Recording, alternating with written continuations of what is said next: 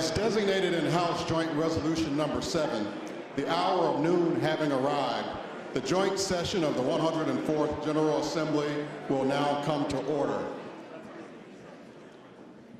Mr. Clerk, is a quorum of the House present? A quorum of the House is present. President Harmon, is a quorum of the Senate present in this chamber? Thank you, Mr. Speaker. A quorum of the Senate is present. There being a quorum of the House and a quorum of the Senate in attendance, this joint session is convened. Welcome, everyone, to the House of Representatives. I'd like to take a moment to recognize some very distinguished guests who are present with us in the chamber. I would like to recognize the Chief Justice of the Illinois Supreme Court, the Honorable Mary Jane Tice.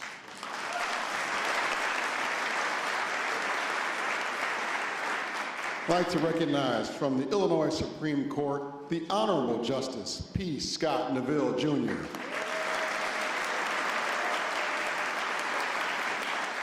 From the Illinois Supreme Court, the Honorable Justice David K. Overstreet.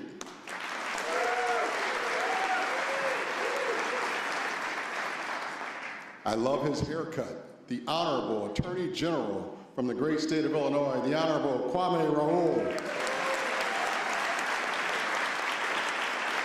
Our Honorable Secretary of State, Honorable Alexi Giannoulias.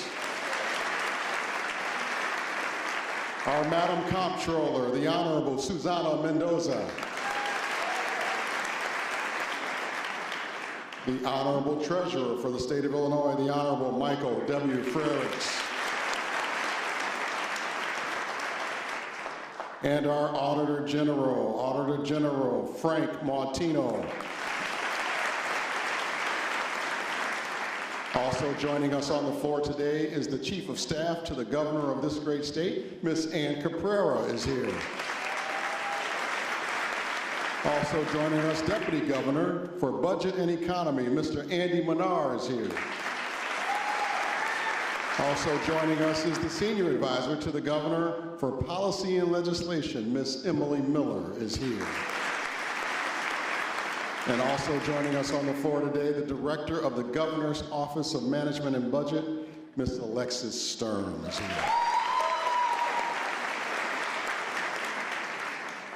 The chair recognizes the House Majority Leader, Representative Gable.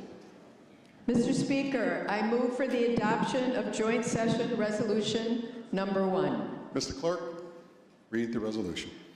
Joint Session Resolution Number 1, be it resolved that a committee of 11 be appointed, 6 from the House by the Speaker of the House and 5 from the Senate by the President of the Senate, to wait upon Governor J.B. Pritzker and invite him to address the Joint Assembly.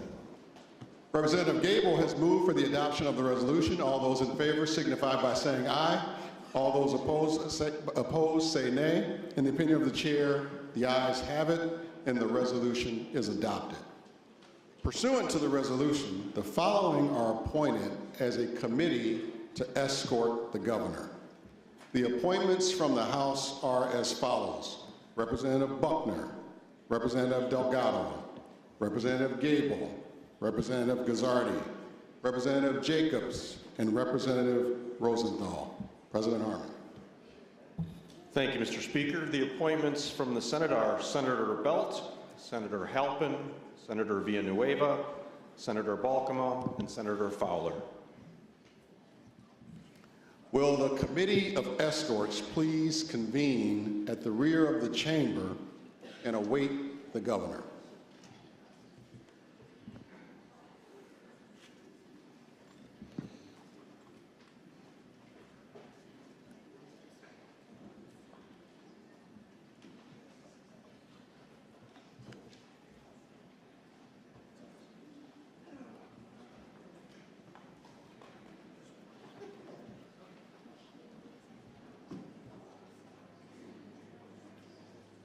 Madam Doorkeeper, you're recognized for an announcement.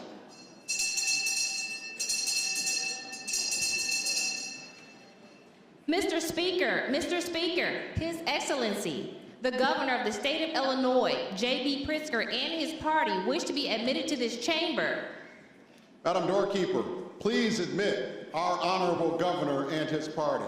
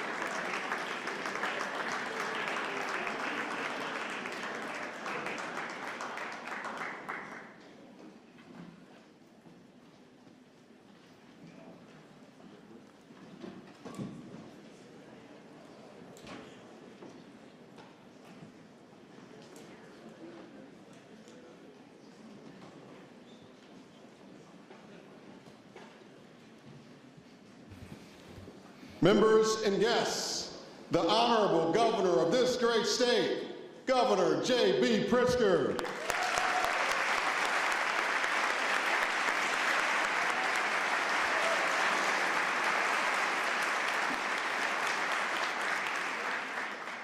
Thank you very much, Speaker Welch, President Harmon, Minority Leader McCombie, Minority Leader Curran, Lieutenant Governor Juliana Stratton, my fellow constitutional officers, the members of the 104th General Assembly, Chief Justice Tice, and the members of the Supreme Court, First Lady M.K. Pritzker, honored guests, and all the people of the great state of Illinois.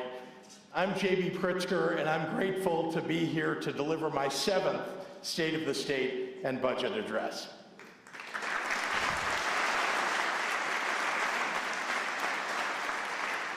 In 1818, the first Illinois Constitution mandated that the governor shall from time to time give the General Assembly information of the state of the government and recommend to their consideration such measures as he shall deem expedient. Remarkably, as far as I can tell, every single year for 207 years, in one fashion or another, Illinois governors have stood before this body to do what our first Constitution mandated of them.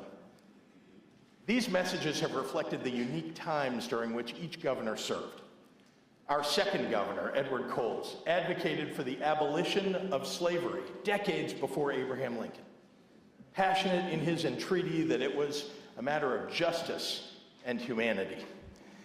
Dwight Green, our 32nd governor, implored Illinoisans at the start of the Second World War to not let the tragic spirit of despair overcome us. I like what this tradition represents.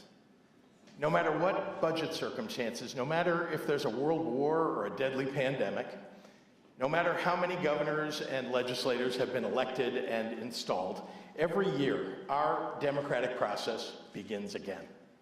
And every year we come together as democratically elected representatives of the people to acknowledge that the power they grant us with each election and re-election is not unlimited.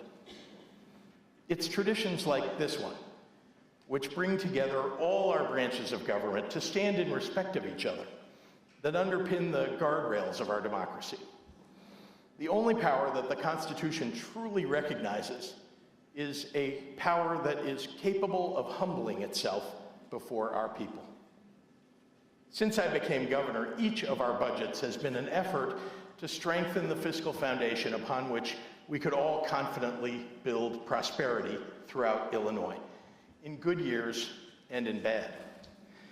Together, so far, we've paid down more than $12 billion in debt, grown a rainy day fund of more than $2 billion, improved our pension funded ratio, and earned 9 credit upgrades, which are the first in a quarter century. And we invested in things that matter to Illinoisans: education, healthcare, public safety, infrastructure, and job creation. Every single one of these budget years has presented its own unique set of difficulties. This year is no exception. Here's the good news. We've made responsible investments, and Illinois is better built for the long term. That means that lean budget years are a challenge and no longer a catastrophe.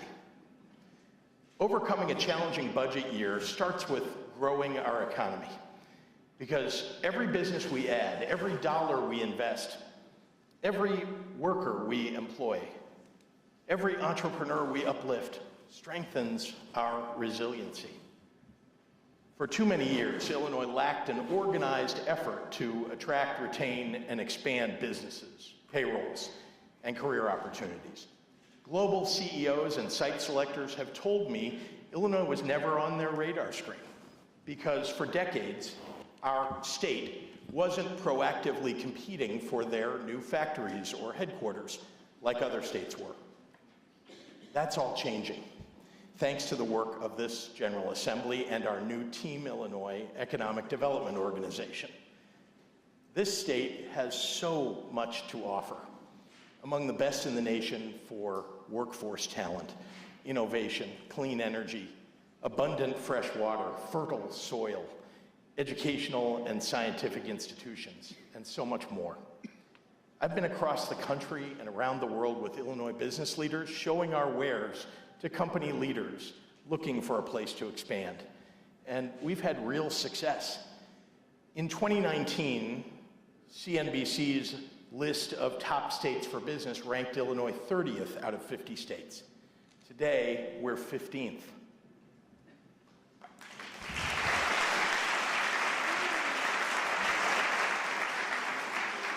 Our economy is over $1.1 trillion and growing, the 5th largest in the United States and the 18th largest in the world. We're now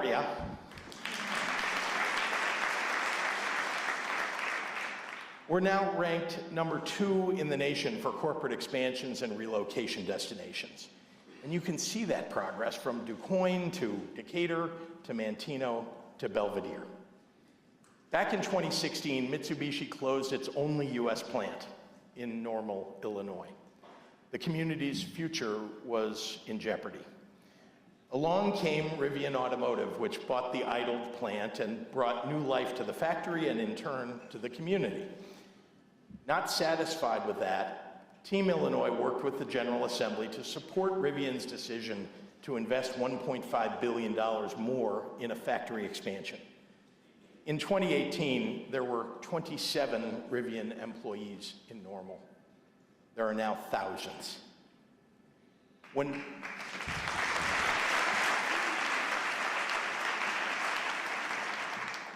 Vaughn and Bushnell Manufacturing, an economic engine and community institution in Bushnell for over 150 years, was on the verge of closing, hundreds of jobs and the future of the community were at risk.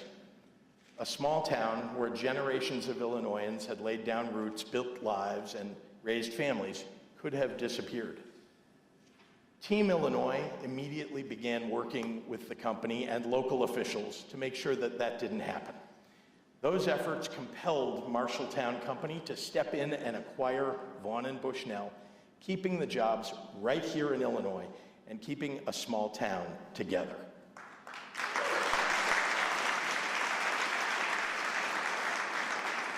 Bushnell Mayor Robin Wilt is here with us today. Would you please stand and be recognized?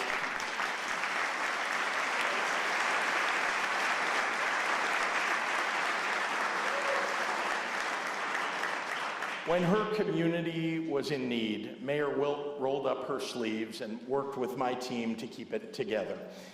She didn't worry about partisan politics or budget games.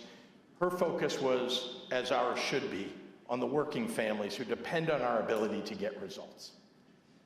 Vortman Steel, Kellanova, Cyquantum, Prysmian Group, Nexamp, Manor Polymers, and so many more, representing tens of billions of dollars of investment and revenue. These are just some of the new facilities and headquarters that have moved to Illinois or expanded here in just the last few years.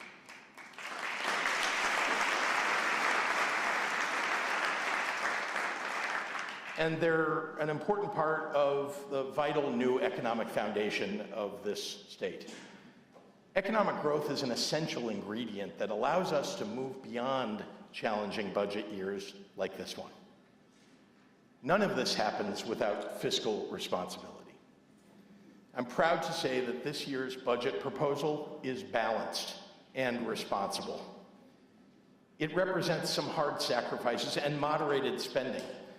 We're preserving the progress that we've made over the last 6 years, streamlining certain departments to do more with less, and delivering for our residents without raising their taxes.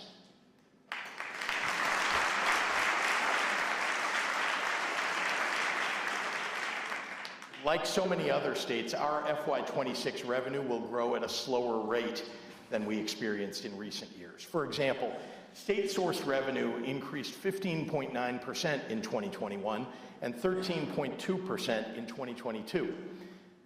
We expect to finish this year with 5% revenue growth. But for 2026, our forecast projects a 1.9% increase, much more modest, in part because the U.S. economy is projected to grow at a slower pace. While we hope this is temporary in nature, I'm not going to base a budget on bloated revenue estimates. I have never done that, and therefore our spending must reflect reality. We have to live within our means.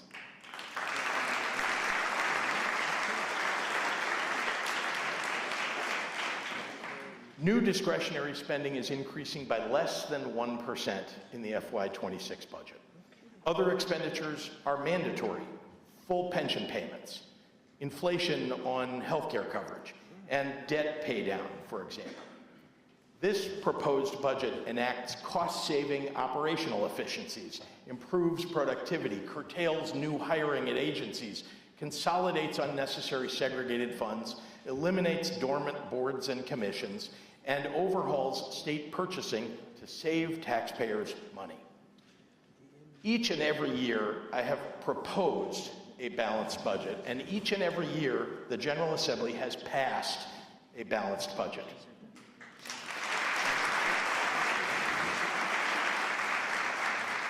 As always, I stand ready to work with members of the General Assembly to deliberate and negotiate the final budget. But let's be clear, I will only sign a balanced budget. If you come to the table looking to spend more, I'm going to ask you where you want to cut. I have made difficult decisions, including to programs that I have championed, which is hard for me, just as I know some of the difficult decisions you will have to make will be hard for you.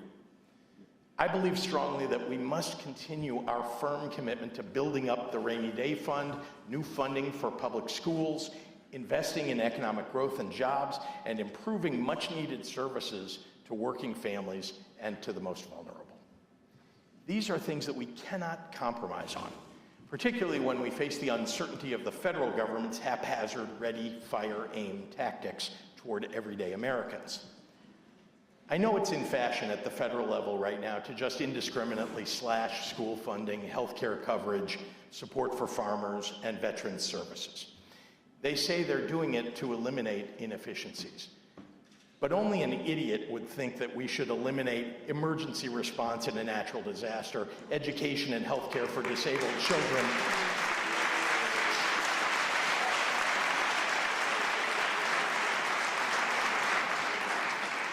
gang crime investigations, clean air and water programs, monitoring of nursing home abuse, nuclear reactor regulation, and cancer research. Here in Illinois, 10 years ago, we saw the consequences of a rampant ideological gutting of government.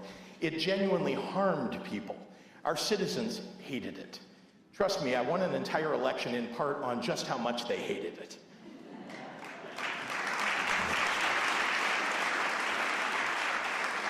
So while this budget makes sacrifices, it preserves Illinois' progress toward delivering what children and families need most.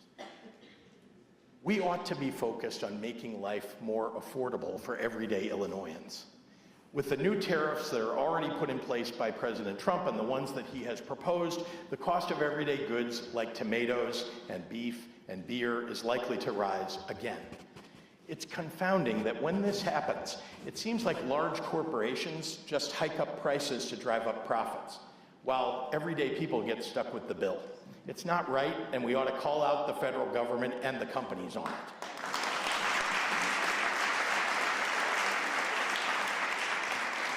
We can do something about it at the state level.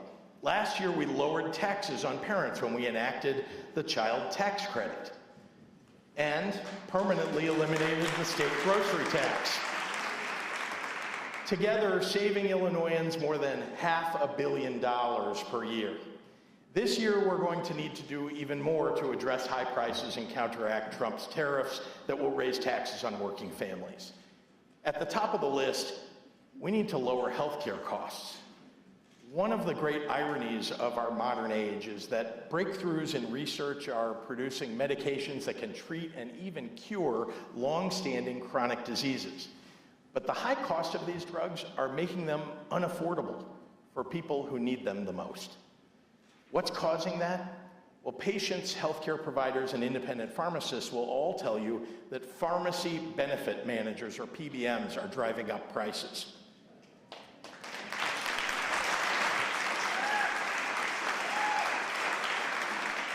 PBMs are middlemen in the healthcare industry. They extract extra profit from patients through opaque and often predatory tactics. They're not doctors, but they work with insurance companies to deny people the drugs and treatment doctors prescribe.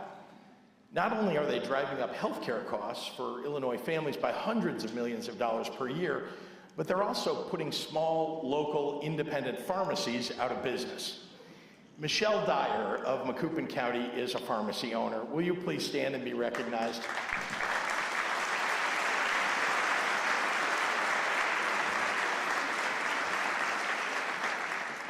Michelle was forced to close 3 of her stores after years of skyrocketing PBM fees. Her livelihood was threatened, and so were her patients. She's not alone.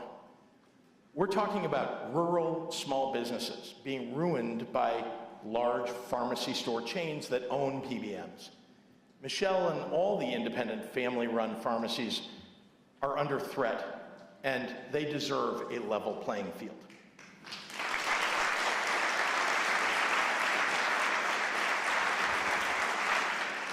That's why I'm introducing the Prescription Drug Affordability Act to rein in the unfair practices of PBMs, reduce drug costs for Illinois patients by hundreds of dollars per year on average, and protect independent pharmacists.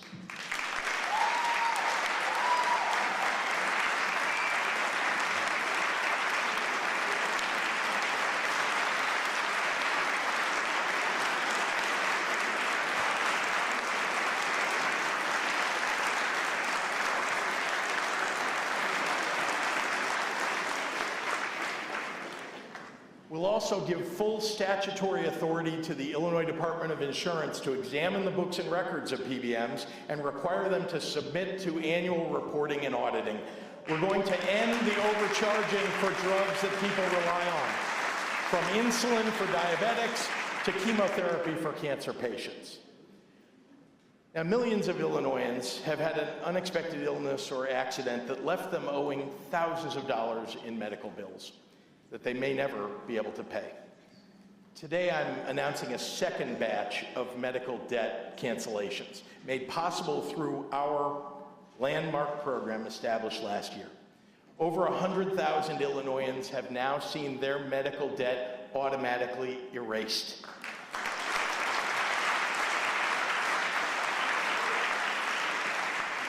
This is a great example of the creative policies that have allowed us to transform the lives of our people for the better while remaining fiscally prudent. So far, $900,000 has allowed us to eliminate over $128 million in medical debt owed by middle class and working class families, saving them over $1,000 on average. Last year, we enacted the Healthcare Protection Act, allowing doctors and patients to make their own medical decisions without interference from insurance companies. It will save Illinoisans money while improving the quality of medical care in the state. Well, this year, we're going to take it a step further. We're going to stop insurance companies from blocking access to mental health. We can do that by banning prior authorization for all behavioral health care.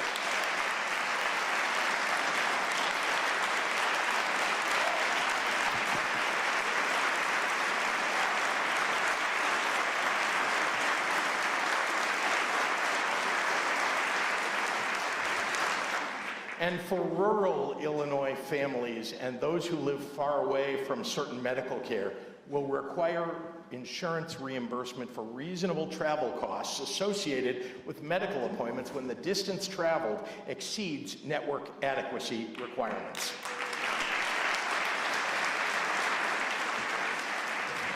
The days of unchecked health insurance greed are coming to an end here in Illinois.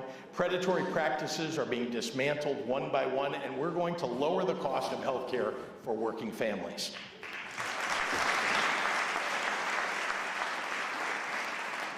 One of the biggest affordability challenges people are facing is housing. Amid the construction supply chain challenges of the last few years, along with higher interest rates, Illinois' housing inventory decreased more than the national average. That's got to change. Last year, I appointed a director of housing solutions and formed an advisory committee of housing experts. They proposed a slate of reforms to unlock new financing, attract capital, incentivize builders, and eliminate unnecessary barriers to housing construction. This year, I'm asking the General Assembly to put those recommendations to work so that we can make Illinois housing more affordable and economical.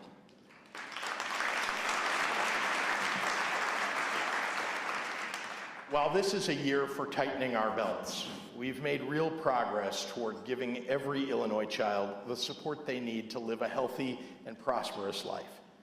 Let's not lose that forward momentum. Our historic investments in evidence-based funding have made a profound impact on student success. In 2024, reading scores for Illinois' 8th graders were the second highest in the nation, and their math scores were 5th highest in the nation.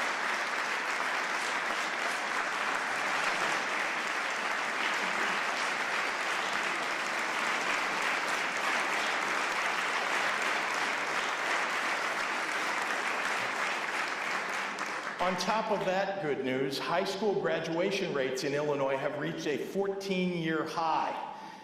I believe in building on what works, so despite the challenges that we're facing this year with the budget, my budget proposal increases our commitment to evidence-based funding for public education so that we can put new resources in underfunded schools first.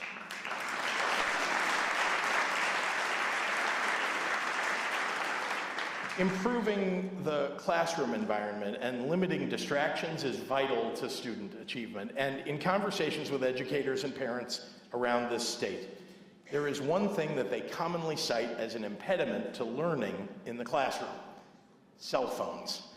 Furthermore, cyberbullying has expanded at alarming rates, and it's time for Illinois to take measures to protect our kids.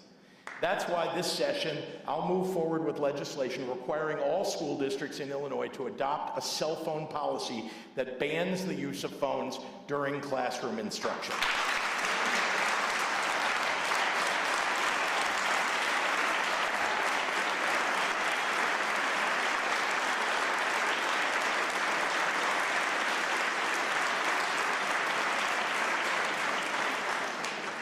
More focus on learning will bring even greater success for kids across our state. According to U.S. News and World Report, Illinois ranks number 7 in the nation for pre-K to 12 education. And that's one reason why so many of our students go to college. And our MAP grant and AIM High scholarship programs, along with our state universities' free college offers, like the Husky Pledge and Illinois Promise, are making university education in Illinois more affordable. But making it more accessible would help us keep the best and brightest students here at home. So I propose we pass the Public University Direct Admission Program Act, introduced by Majority Leader Kimberly Lightford last year. It would allow students to know before they apply whether they qualify for admission to any or all of our state's public universities. That way, a student can apply with no fee and full confidence in their acceptance. More kids in Illinois will stay and go to school here, and that's great for our state's families and our economy.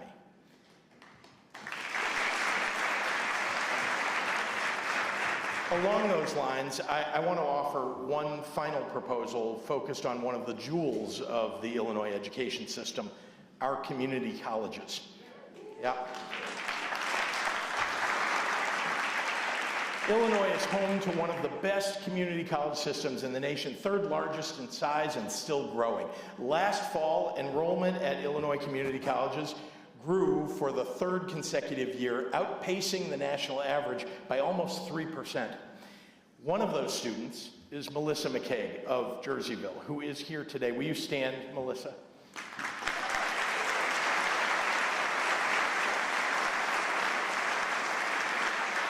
Melissa is a nursing student at Lewis and Clark College, Community College, and a student trustee, along with being a devoted mother and grandmother. Melissa wants to pursue a baccalaureate degree in nursing, but the cost and the commute to a school farther away will make it too expensive. There are people like Melissa all across Illinois who want to get a 4-year degree to make a better living. We should make that easier for them. And that's why I'm proposing that we allow community colleges to offer 4-year baccalaureate degrees for in-demand career paths.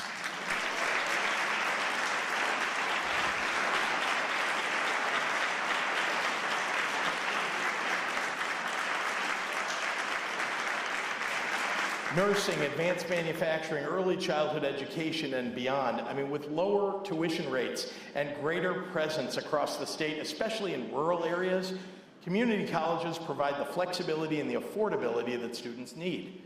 This is a consumer-driven, student-centered proposal that will help fill the needs of regional employers in high-need sectors and create a pathway to stable, quality jobs for more Illinoisans. This is my 7th State of the State address, and I've come before you to present a budget in good years and in bad, in years of crisis and years of relative stability. There's a whole industry of backseat bellyachers in this state and around the country who make a profession out of rhetorically tearing down Illinois and suggesting that if we would just enact one of their magic bean fixes, that we would never face another difficult budget year. But there's one thing that I've learned as governor: there are no magic bean fixes. And each year there's some difficulty that requires us to work hard to overcome it.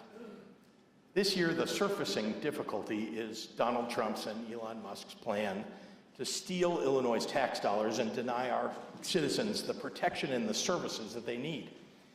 I want to offer you a few examples. 20 million Americans, 700,000 of them here in Illinois, will lose health care coverage if congressional Republicans are successful in their effort to cut the Affordable Care Act. And rural hospitals across Illinois will be shuttered.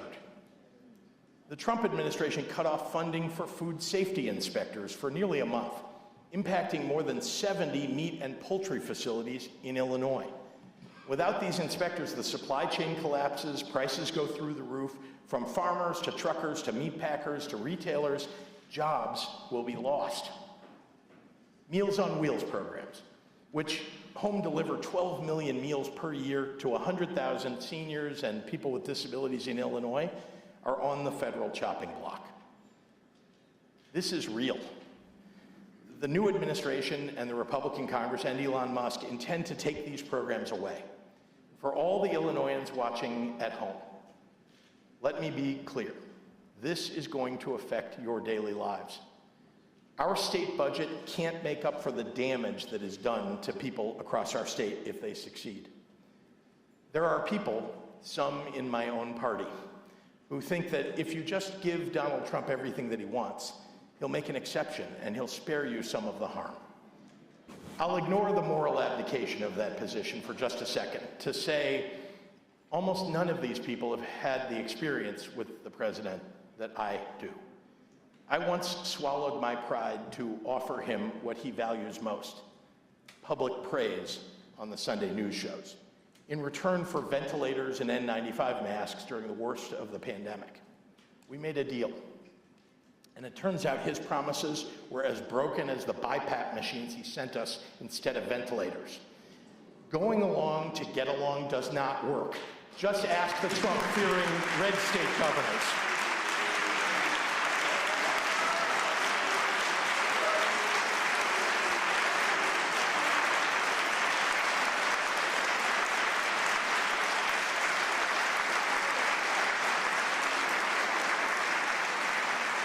You can boo all you want until your constituents lose these services. Those Trump state red state governors are dealing with the same cuts that we are, and I won't be fooled twice. Last week, our federal courts returned a verdict rightfully condemning the once unchecked power of a former Speaker of this House. Now, if you applauded that decision like I did, then I expect you to defend and applaud those same federal courts as they check this president in his quest for unrestrained power.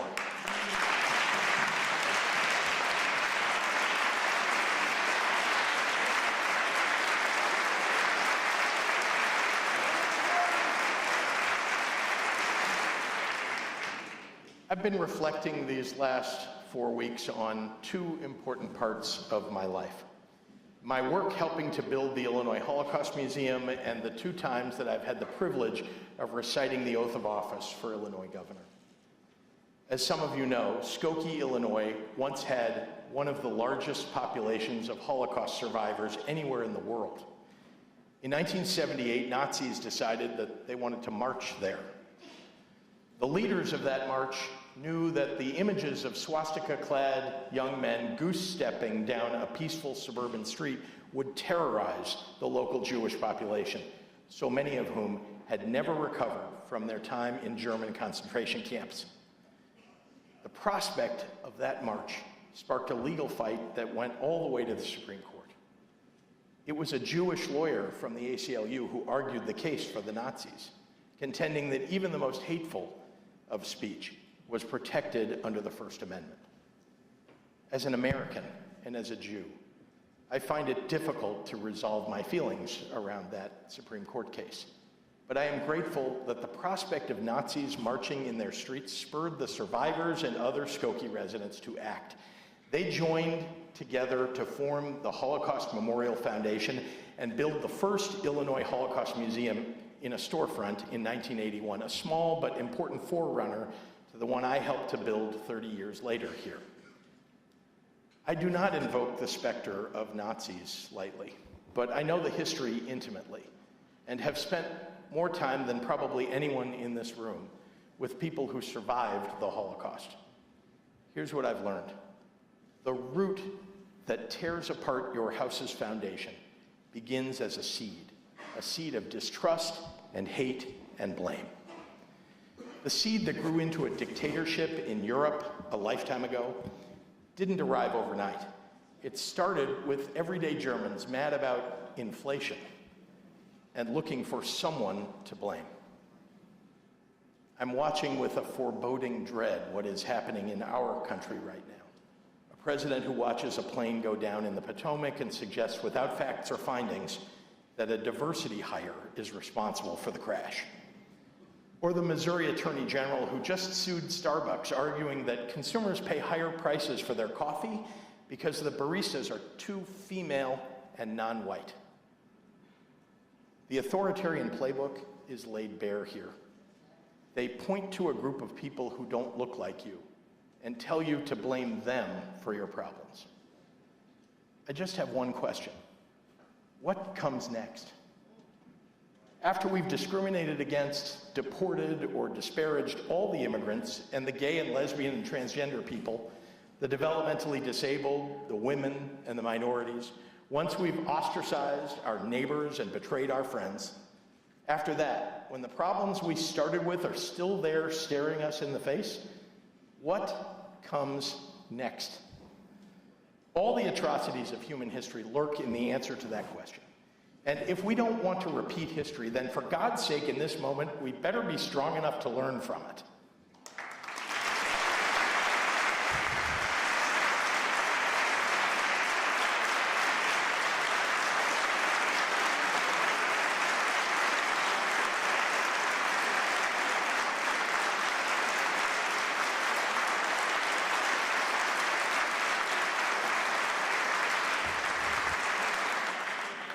I swore the following oath on Abraham Lincoln's Bible. I do solemnly swear that I will support the Constitution of the United States and the Constitution of the State of Illinois, and that I will faithfully discharge the duties of the office of governor according to the best of my ability. My oath is to the Constitution of our state and of our country. We don't have kings in America, and I don't intend to bend the knee to one.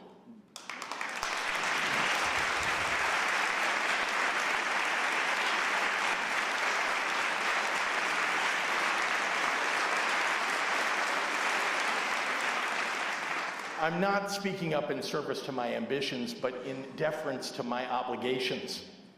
If you think I'm overreacting and sounding the alarm too soon, consider this. It took the Nazis 1 month, 3 weeks, 2 days, 8 hours, and 40 minutes to dismantle a constitutional republic. And all I'm saying is that when the 5-alarm fire starts to burn, every good person better be ready to man a post with a bucket of water if you want to stop it from raging out of control.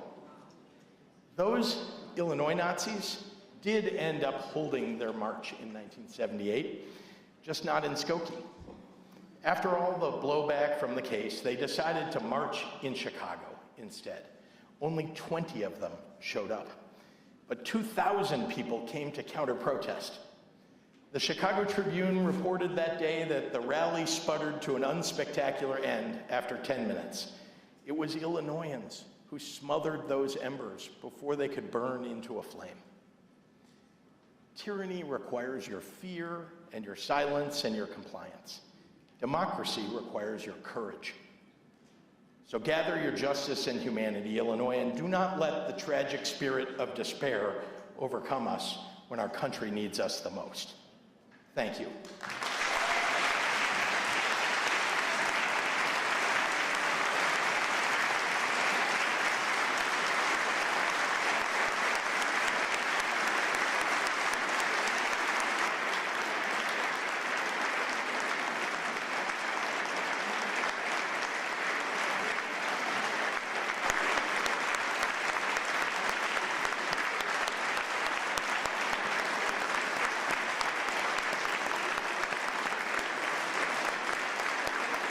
Will the Committee of Escorts please come forward to escort the governor from the chamber? Will the Committee of Escorts please come forward to escort the governor from the chamber?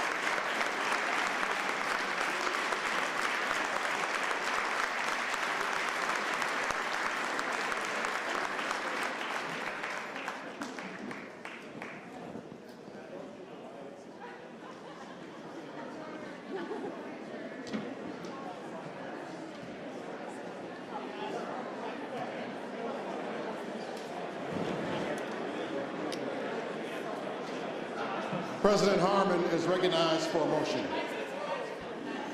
Thank you, Mr. Speaker. I move that the joint session do now arise.